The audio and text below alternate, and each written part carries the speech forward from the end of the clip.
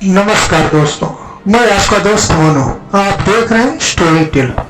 दोस्तों, आज मेरी कहानी का शीर्षक है बंटवारा। सेठ घनश्याम के दो पुत्रों में जायदाद और जमीन का बंटवारा चल रहा था, लेकिन एक 4 बेडरूम के घर को लेकर विवाद गहराता जा रहा था। एक दिन दोनों भाई मरने मारने पर उतार हो चले तो पिताजी बहुत जोर से हंसे।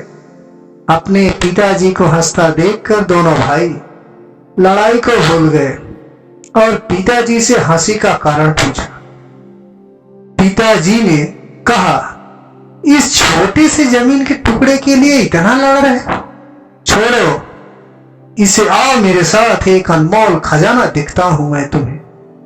पिता घनश्याम जी और दोनों पुत्र पवन और मदन उनके साथ रवाना हुए। पिताजी ने कहा, देखो, यदि तुम आपस में लड़े तो फिर मैं तुम्हें उस खजाने तक नहीं ले जाऊंगा और बीच रास्ते से ही लौट कर आ जाऊंगा। अब दोनों पुत्रों ने खजाने के चक्कर में एक से समझौता किया कि चाहे कुछ भी हो जाए, हम लड़ेंगे नहीं, प्रेम से इस यात्रा पर चलेंगे। गांव जाने के लिए एक बस मिली, पर सीट 2 ही खाली थी और 3 थे। अब पिताजी के साथ थोड़ी देर पवन बैठे तो थोड़ी देर मदन। ऐसे चलते चलते लगभग 10 घंटे का सफर तय किया, तब गांव आया। घनश्याम जी दोनों पुत्रों को लेकर एक बहुत बड़ी हवेली पर गए। हवेली चारों तरफ से सुनसान थी। घनश्याम जी ने देखा कि हवेली में जगह जगह कबूतरों ने अपना घोंसला बना रखा है, तो वहीं बैठकर रोने लगे। पुत्रों ने पूछा, क्या हुआ पिताजी, आप रो क्यों रहे हैं? रोते हुए उस वृद्ध पिता ने कहा, जरा ध्यान से देखो इस घर को, जरा याद करो बचपन जो तुमने यहाँ बिताया था। तुम्हें याद है बच्चों, इसी हवेली के लिए मैंने अपने बड़े भाई से बहुत लड़ाई की थी। ये हवेली तो मुझे मिल गई, पर मैंने उस भाई को हमेशा के लिए खो दिया, क्योंकि वो दूर देश में जाकर बस गया और फिर वक्त बदला।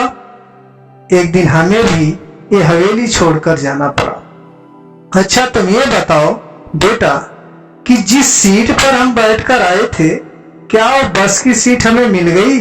यदि मिल भी जाती तो क्या वो बस की सीट हमेशा हमेशा के लिए हमारी हो जाती?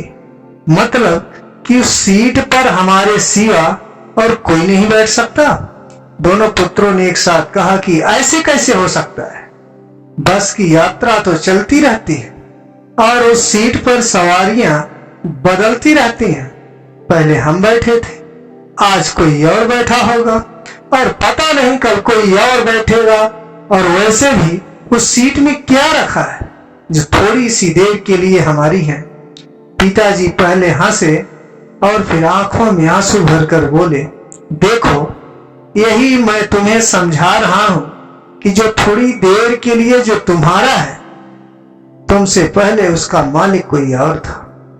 थोड़ी सी देर के लिए तुम हो और थोड़ी देर बाद कोई और हो जाएगा। बस बेटा, एक बात ध्यान रखना कि इस थोड़ी सी देर के लिए कहीं तुम अपने अनमोल रिश्तों की आहुति न दे देना।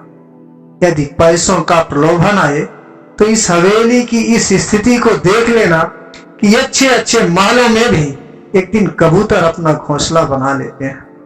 बेटा, मुझे यही कहना था कि बस की उस सीट को याद कर लेना जिसकी रोज सवारियां बदलती रहती हैं। उस सीट के खातिर अनमोल रिश्तों की आहुति न दे देना।